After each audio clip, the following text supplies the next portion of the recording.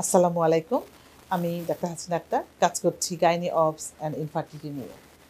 So কিছু কথা বলতে চাই প্লাসেন্টা প্রিভিয়া বা জরায়ুর ফুলটা যদি নিচে থাকে তবে কি হবে বা কি হয় বা জিনিসটা কি এই ব্যাপারে। এখন দেখেন মাঝে মাঝেই কিন্তু এই জিনিসটা আসতেছে আপনাদের সামনে বা আপনারা অনেকেই শুনবেন যে অমুকের জরায়ুর ফুলটা নিচের দিকে ছিল, সেজন্য সমস্যা হয়েছে। তো আসি জিনিসটা কী? অ্যাকচুয়ালি ফুল বা এটাকে বলি প্লাসেন্টা।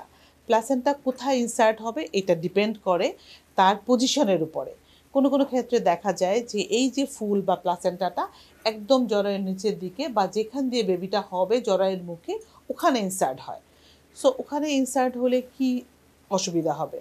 তো এমন যদি হয় আমরা আর্লি প্রেগনেন্সিতে অনেকের ক্ষেত্রে দেখা যায় যে একটা কমেন্টসও আপনারা দেখবেন আল্ট্রাসোনোগ্রামে লো লাইং প্লাসেন্টা বা ফুলটা নিচের দিকে আছে এবং সময়ের সাথে সাথে যখন জরায়ুটা বড় হতে থাকে তখন দেখা যায় যে ফুলটা অনেক ক্ষেত্রে উপরে উঠে যায়। উপরে যদি উঠে যায় বা পজিশন ঠিক হয়ে যায় তাহলে কিন্তু কোনো প্রবলেম নাই। বাট সমস্যা তখনই হয় যখন ফুলটা নিচের দিকে থাকে। যেমন এইটা যদি প্রথম বেবি হয়, যেমন ওই মায়ের ফার্স্ট প্রেগনেন্সি, তাহলে যেটা হবে সেটা হচ্ছে জরায়ুর ফুলটা যদি নিচে থাকে তাহলে কিন্তু নর্মাল ডেলিভারি করা একদমই পসিবল না। এবং যদি সিজারিয়ানও যেতে হয়, সিজারিয়ানের ক্ষেত্রে দেখা যায় অতিরিক্ত রক্তক্ষরণ হয়। সো আমরা এই ধরনের সিজারিয়ান করার আগে বা এই ধরনের ডেলিভারি করার আগে কিছু প্রিপারেশন নিতে হয়, কিছু প্রিকশন নিতে হয়। যেমন ব্লাড ম্যানেজ করা, তার হিমোগ্লোবিন কত আছে দেখে সেই অনুযায়ী কালেক্ট করে নিয়ে তারপরেও কয়েকবার ব্লাড হাতে রাখা। যদি প্লাসেন্টাল সাইড থেকে অতিরিক্ত রক্তক্ষরণ হয় আমরা সেই ক্ষেত্রে মেডিসিনগুলা দেওয়ার পাশাপাশি ব্লাড ট্রান্সফিউশন করতে পারি। এবং তারপর তো কিছু টেকনিক আছে সেটা ডাক্তাররা অ্যাপ্লাই করবে, সেটা তো আছেই। বাট এমন যদি হয় যে না, এটা তার সেকেন্ড প্রেগনেন্সি, সেই সকল ক্ষেত্রে দেখা যায় যে এটা সেকেন্ড বা থার্ড বা ফোর্থ এই ধরনের প্রেগনেন্সি, প্রিভিয়াস যে সেলাইয়ের জায়গাটা আছে অনেক সময় ওই জায়গাটাতে যে প্লাসেন্টা ঢুকে থাকে এবং সেটা একটা হিউজ একটা রিস্কি একটা প্রেগনেন্সি। এবং এই যে সিজারিয়ান সেকশনটা এটা খুবই হাই রিস্ক এবং অনেক ক্ষেত্রে দেখা যায় যে ওখান থেকে ফুলটা ছুটে আসে না এবং ছুটানো সম্ভবও হয়ে ওঠে না, হিউজ ব্লিডিং হতে থাকে এবং মাঝে মাঝে আমাদের এমন ডিসিশনও নিতে হয় যে জরায়ুটা কেটে ফেলতে হয় শুধুমাত্র মাকে সেভ করার জন্য।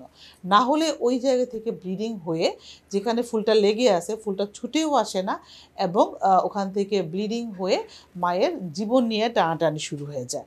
ওই ধরনের ক্ষেত্রে আমাদের একটা ড্রাস্টিক ডিসিশন নিতে হয় যে না, তার জরায়ুটা সেভ করা যাবে না, মাকে বাঁচাতে আমাকে জরায়ু স্যাক্রিফাইস করতে হবে।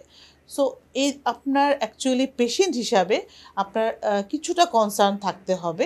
তাছাড়া বাকি জিনিসটা হচ্ছে আপনার ডক্টর ম্যানেজ করবে এবং ভালোভাবে আল্ট্রাসোনোগ্রাম কখনও যদি দেখেন যে প্লাসেন্টাল কোনো ইস্যু বা ফুলের কোনো ইস্যু থেকে থাকে, আপনি হয়তো সেকেন্ড একটা ওপিনিয়ন নেওয়ার জন্য আরেকটা আল্ট্রাসোনোগ্রাম করলেন।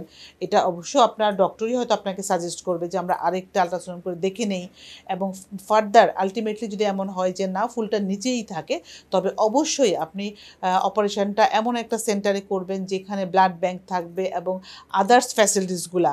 অনেক সময় দেখা যায় ফুলটা যে মূত্রথলিতেও ঢুকে যায়, সেই সকল ক্ষেত্রে দেখা যায় মূত্রথলির প্রবলেম হতে থাকে। তো এই ধরনের ফ্যাসিলিটিস আছে এমন একটা জায়গায় আপনি আপনার ডেলিভারিটা সিজারিনটা করার চেষ্টা করবেন।